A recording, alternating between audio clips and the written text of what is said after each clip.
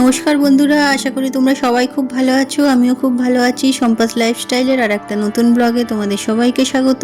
তো আজ হলো বুধবার সকালে দেখো রান্না করব হচ্ছে পাবদা মাছ আনা ছিল, সেটা রান্না করব। আলু ফুলকপির একটু তরকারি করব আর বিউলির ডাল করব। বিউলির ডালের জন্য এই যে মৌরিটা এখানে ভিজিয়ে রেখেছি আর মাছের জন্য সর্ষে পোস্তটাও ভিজিয়ে রেখেছি। তো চলো রান্না শুরু করা যাক। ভাতটা আমার আগেই হয়ে গেছে, তো মাছটা দেখো বসিয়ে দিচ্ছি। ওদিকে বিউলির ডালটা সেদ্ধ করতে বসিয়ে দিয়েছি। মাছগুলো আগে ভেজে নিচ্ছি আমি। পাবদা মাছ খেতে আমার খুবই ভালো লাগে, কিন্তু মাছ থেকে প্রচুর তেল ছিটকায় জানো তো, তাই এই যে কড়াটা চাপা দিয়ে দিয়েছি। এখানে বিউলির ডালটাও সিটি উঠে গেছে, ওটা নামিয়ে নিয়েছি। এখানে ফুলকপি আলুর তরকারিটা বসিয়ে নিচ্ছি। জিরে ফোড়ন দিয়ে ফুলকপিগুলো প্রথমে ভাজতে দিয়ে দিচ্ছি, একটু ভাজা হয়ে যাক, কারণ অফ সিজনের কপি তো একটু হয়তো সময় লাগবে সেদ্ধ হতে।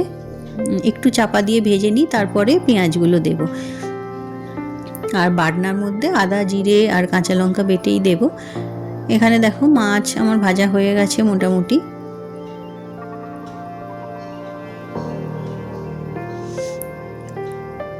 কড়াইতে তেলের মধ্যেই কালো জিরে ফোড়ন দিয়ে দিচ্ছি, আর পোস্ত সর্ষে আর কাঁচা লঙ্কা যেটা বেটে রেখেছি সেইটাও এবার দিয়ে দেবো। একটু লো ফ্লেমে রেখে মশলাটা কষিয়ে নেব। এই সময়ে হলুদ গুঁড়ো নুন সব কিছুই দিয়ে নেব।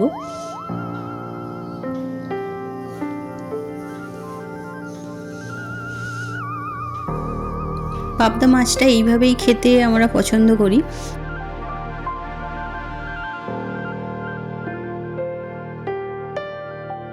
দেখো জল দিয়ে দিয়েছিলাম, জলটা ফুটে উঠেছে। এবার ভাজা মাছগুলো এর মধ্যে দিয়ে দিলাম।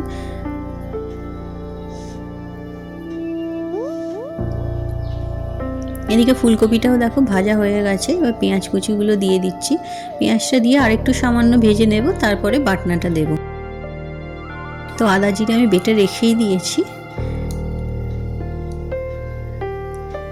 দিয়ে দিলাম। সামান্য একটু কষিয়ে নেব, নিয়ে তারপরে জল দিয়ে নুন আর হলুদ দিয়ে দেব।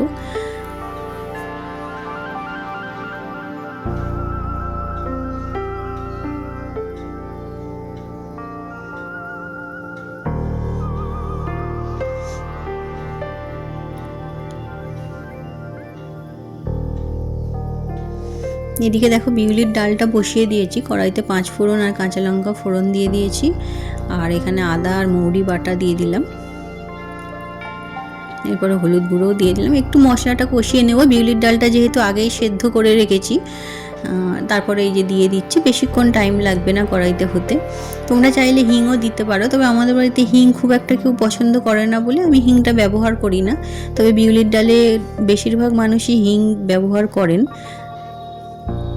তো দেখো যতক্ষণ ডালটা হচ্ছে আমি এদিকে বাসন যে কটা পড়েছিল সেগুলো মেজে নিচ্ছি। তারপরে ডালটা হলে কড়াইটা গ্যাস ওভেনটা একবারে পরিষ্কার করে নেব। দেখো কি কি রান্না করলাম। এখানে বিউলির ডাল আছে, আর এখানে আছে আলু ফুলকপির তরকারি, আর এখানে আছে পাবদা মাছ।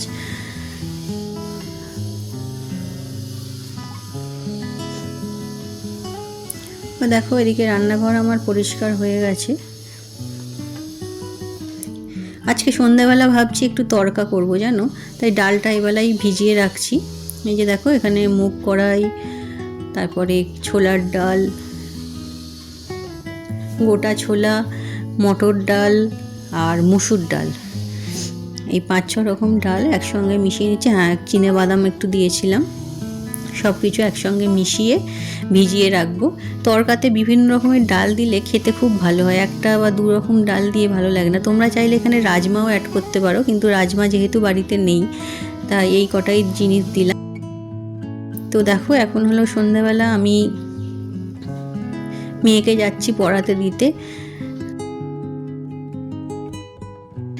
যাই হোক চলো ওকে দিয়ে আসি। আর এই যে ছেলে এখানে কলা খেতে খেতে গাড়িতে করে ঘুরছে। আজকে একটু তাড়াতাড়ি পড়া আছে মেয়ের, এখনো পর্যন্ত সন্ধে হয়নি দেখো, তাই কিছু কাজ করিনি। এসে তারপর বাবাকে চাটা করে দেব। আগে ঘুরে আসি, তারপরে চা করে রান্না বসাবো। এই যে এসে আমি বাবাকে চা করে দিয়েছিলাম, ছেলেকেও খাইয়ে নিয়েছি। এবার রুটিটা করে নিচ্ছি, রুটিটা হয়ে গেলে তারপরে তরকাটা করব।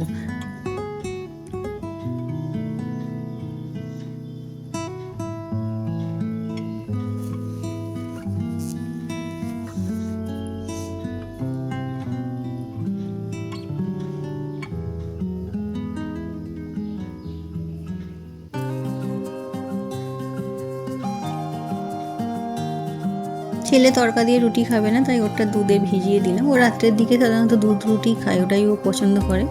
তো আজকে দেখো একটু ভাবছি দই বসাবো, এই যে দুধটা গরম করে ওই জন্য দিয়ে দিলাম। এই সেরামিকের এই পাত্রটায় না দই বসালে খুব সুন্দর দইটা বসে দেখি।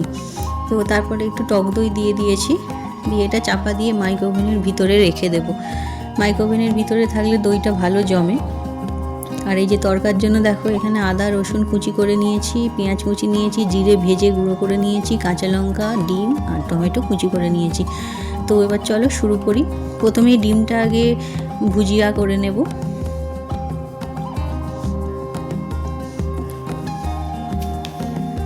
এবার কড়াইতে দেখো তেল দিয়ে দিয়েছি, এর মধ্যে 5 ফোড়ন দিয়ে দেব। আজকে পুরো তরকাটা আমি শুধু ফোড়নের উপরেই করব, শুধু ভেজে, কোনো কিছুই বাটা মশলা এর মধ্যে দেব না।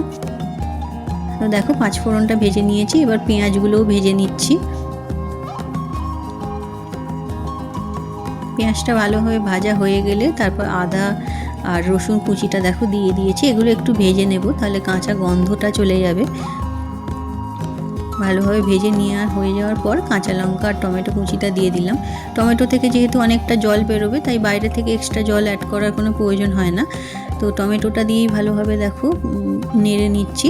তারপরে এখানে জিরে গুঁড়ো আর হলুদ গুঁড়োটা দিয়ে দিয়েছিলাম, ভিডিও করা হয়নি সেই সময়টা, কিন্তু এই যে দিয়ে দিয়েছিলাম দেখো। দিয়ে ভালো করে মশলাটা কষিয়ে নিচ্ছি। মশলা আমার মোটামুটি রেডি হয়ে গেছে। ডালটা আগে থেকে সেদ্ধ করে রেখেছিলাম, এই যে দিয়ে দিলাম। এবার ভালো করে এটাকে মিশিয়ে নেব। তরকাটা খুব সুন্দর খেতে হয়েছিল জানো। আমি তরকা সাধারণত বাটা মশলা দিয়েও অনেকবার করে দেখেছি, কিন্তু এত সুন্দর খেতে হয় না। সমস্ত কিছু এই যে ভেজে নিলে তার টেস্ট অনেক বেশি ভালো হয়। আর রুটি দিয়ে তরকার তো কোনো কথাই হয় না।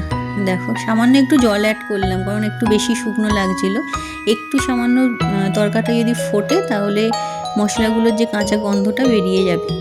তো এই দেখো সামান্য জল অ্যাড করে একটু বসিয়ে রাখলাম, নুনটাও দিয়ে দিলাম। আর এই যে কসুরি মেথি একটু উপরে ছড়িয়ে দিচ্ছি। কসুরি মেথি দিলে গন্ধটা খুব ভালো হয়।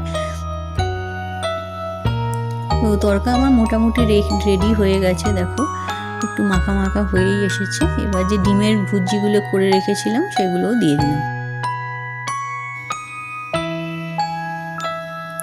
তো মামা শ্বশুর এসে গেছেন, তো চলো তোমাদের সঙ্গে আলাপ করাই।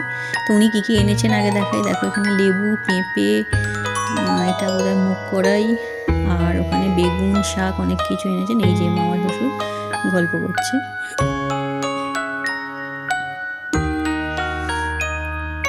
তো চলো রাতের খাবারের ব্যবস্থা করি। এই যে আমার তরকার রুটি এখানে রেডি হয়ে গেছে। তরকাটা দেখেছো খুব সুন্দর হয়েছিল, দেখতেও সুন্দর হয়েছে, খেতেও খুব সুন্দর হয়েছিল।